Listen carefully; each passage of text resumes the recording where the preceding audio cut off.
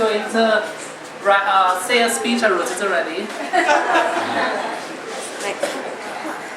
I thought it's the least I could do as a favorite child.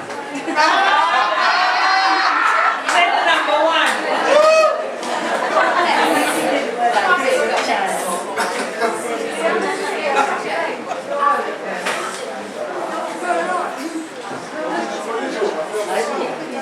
Say who is your favorite?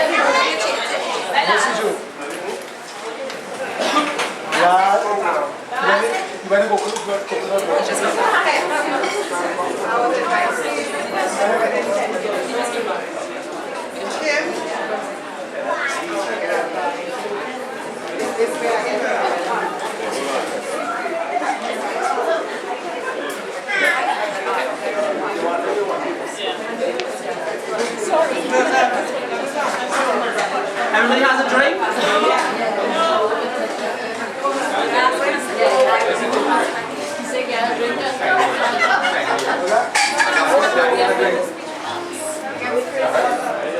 So I needed something to do for the flight from London to here, so I wrote a speech on the plane. That was a long flight. Long time. Liam, that was a long flight. It amazes me how Mommy and Daddy are continuing to hoodwink all of you into believing that this is their 25th wedding anniversary, when everyone knows fully well it is a celebration of my homecoming.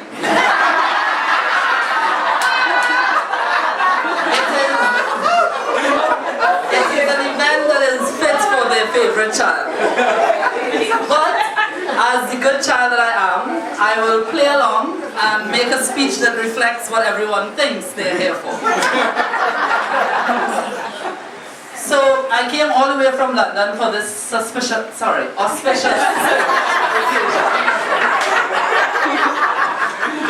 Looking back into the memories, 7 words come to mind. Jade, Emma, Liam, and Lars, come in.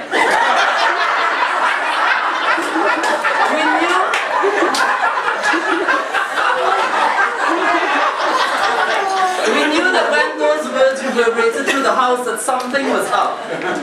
Me being the innocent one 99% of the time, knew that whatever it was not me. The same song would then continue to be sung down the line. Daddy was not me. Daddy was a me. So it's Mr. Not Me again. Mr. Not Me was a rebel in New Range, a nuisance in Santa Cruz, and was even able to slip his way here into St. Anne's. Mr. Not Me was a dear and close friend of Daddy. Well, so I would believe, because Daddy was the only one that knew Mr. Not Me, and will never punish him or make him pay for the havoc that he wreaked over the past 25 years. Mr. Not Me would steal chicken out of the pot of pilau, and nobody was eaten that night. Mr. Not Me would break the computer, and all of us get banned from using it. One thing that always puzzled me though was Mr. Not Me's fascination with losing and using the remote control and the nail clipper. Even though Daddy damn well knew that his friend Mr. Not Me used it, not a damn person was leaving the house until both of them were found. And I was telling Emma all over the time, not once did I ever see Mr. Not Me looking.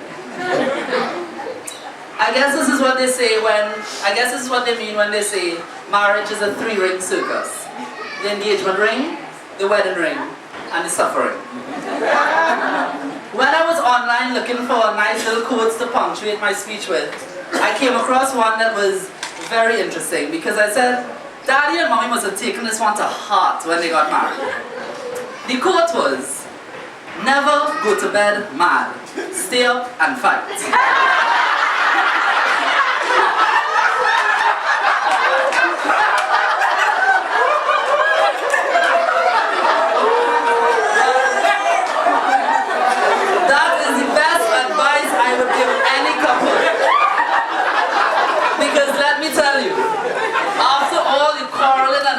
And fighting, they're pushing 25 years of marriage. the silver lining.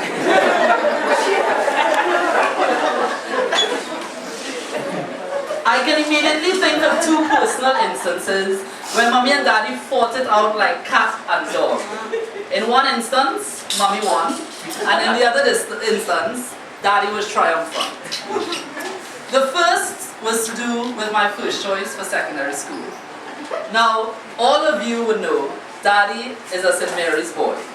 So in his mind, there was no other choice for his sons than to go to his alma mater. I'm sure daddy had it in the back of his mind from the time I was in standard 3.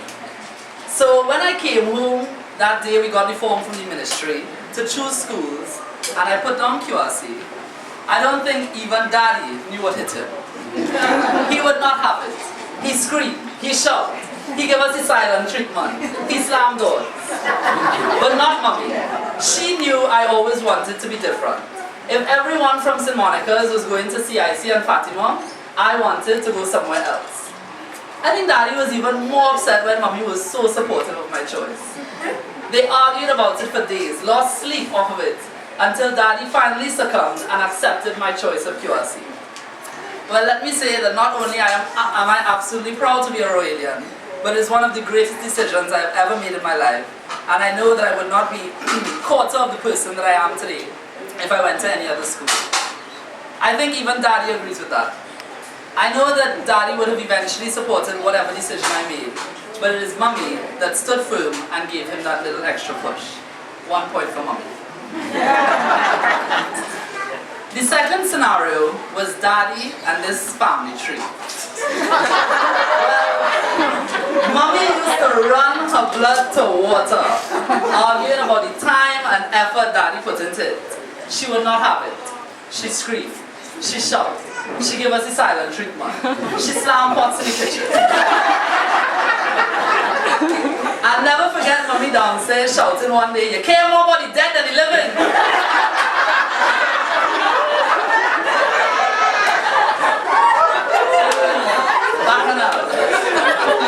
But daddy never let it deter him.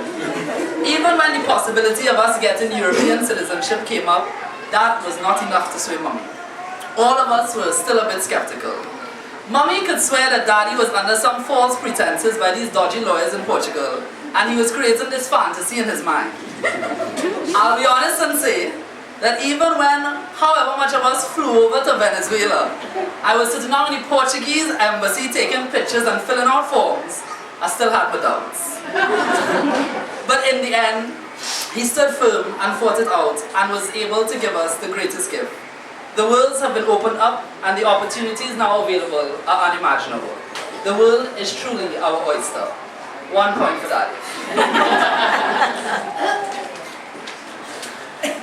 I could go on about the highs and lows, the ups and downs, from when daddy lost his job to mommy losing her father and sister, from the family vacation to the Grand Canyon in Las Vegas to the birth of their grandson.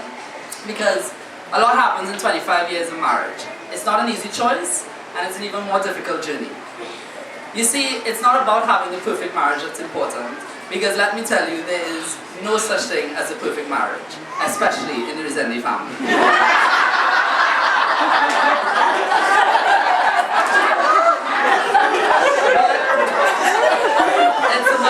It's about the love you have for each other.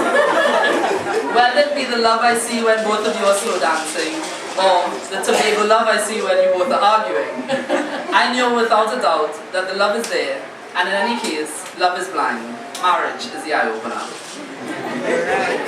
Living in London has given me the opportunity to reflect a lot on life. You both have always taught me to be the best I can be and work hard at whatever I wanted. I remember one year I brought home my report book and I had gotten like 62, 63%, and I penciled in 3rd place next to it. Liam, you did that? So that I could explain to daddy that based on the curve, I was doing well.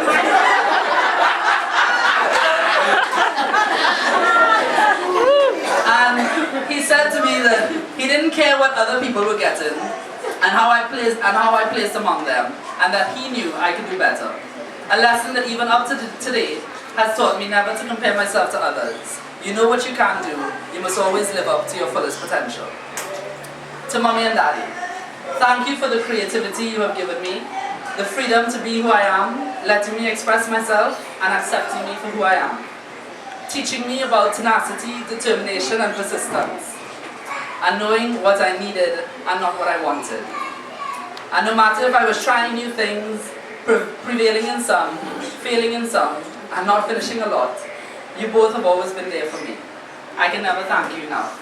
Even today, I rate people between one and you. I love you both, and I congratulate you on 25 years of marriage, and wish you eternal love. To Mommy and Dad.